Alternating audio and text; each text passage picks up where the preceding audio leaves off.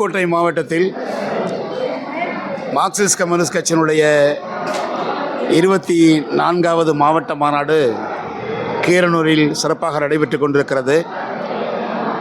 இந்த மாநாடு நடைபெறுகிற இந்த தருணத்தில் பல்வேறு ஊடகங்கள் வருகை தந்து இந்த மாநாட்டு செய்தியை வெளிப்படுத்தியிருக்கிறார்கள்.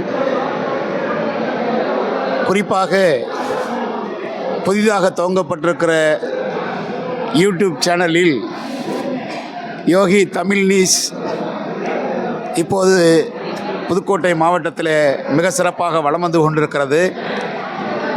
யோகி தமிழ் நியூஸ் மேலும் வெற்றி பெறுவதற்கு, நல்ல செய்திகளை கொண்டு வருவதற்கு, மாவட்ட மக்களுடைய அடித்தட்டு ஏழை எளிய மக்களுடைய குரலை அரசின் கவனத்திற்கு கொண்டு செல்வதற்கு இந்த சேனல் மிக சிறப்பாக செயல்படும் என வாழ்த்துகிறேன். இந்த பணி தொடர வேண்டும் என்று நான் என்னுடைய விருப்பத்தை தெரிவித்துக் கொள்கிறேன். புதுக்கோட்டை மாவட்டம் என்பது மிகவும் பின்தங்கிய மாவட்டம், வறுமை கோட்டின் வாழுகிற மாவட்டம், அடித்தட்டு மக்கள் அதிகம் நிறைந்திருக்கிற மாவட்டம். இவர்கள் குடிநீர் ஆதாரம் இல்லாமல் மிக பெரும் துன்பத்தை அனுபவித்துக் கொண்டிருக்கிறார்கள். குறிப்பாக புதுக்கோட்டை மாவட்டம் என்பது வான்வெளி பாதை இல்லாத ஒரு மாவட்டம், புகைவண்டிகள் அதிகமாக பயணிக்கப்படாத பகுதிகளில் நிறைந்த மாவட்டம், நீர்வழி பாதை இல்லாத ஒரு மாவட்டம், தரைவழி போக்குவரத்து மிகவும் குறைவாக இருக்கிற மாவட்டம்.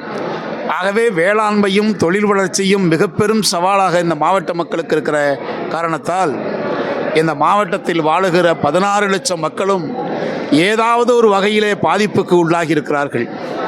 இந்த மாவட்டத்தில் தொழில் வளர்ச்சி வேண்டும் என்பதற்காக ஒரு நீண்ட நெடிய போராட்டத்தை மார்க்சிஸ்ட் கம்யூனிஸ்ட் கட்சி நடத்தி கொண்டிருக்கிறது.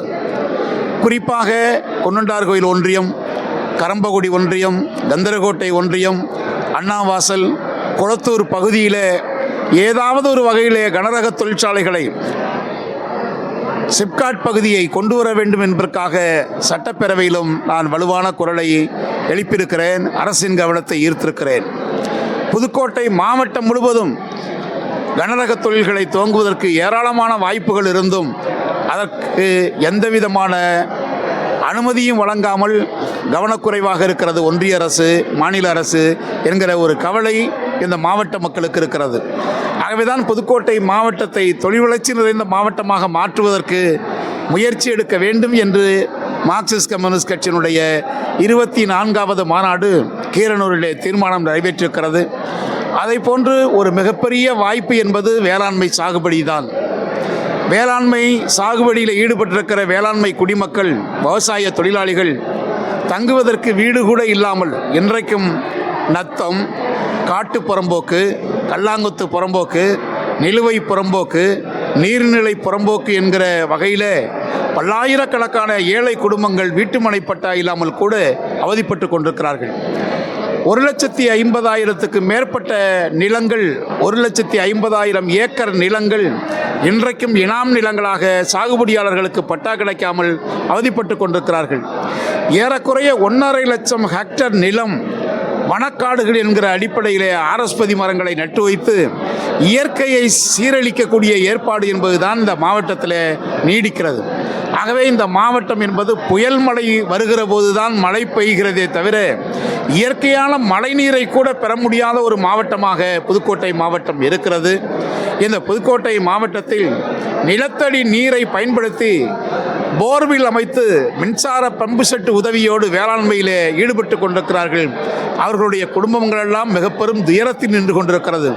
ஆகவே வேளாண்மை பாதுகாப்பு என்பதும் தொழில் வளர்ச்சி என்பதும் புதுக்கோட்டை மாவட்ட மக்களின் கனவாக இருக்கிறது.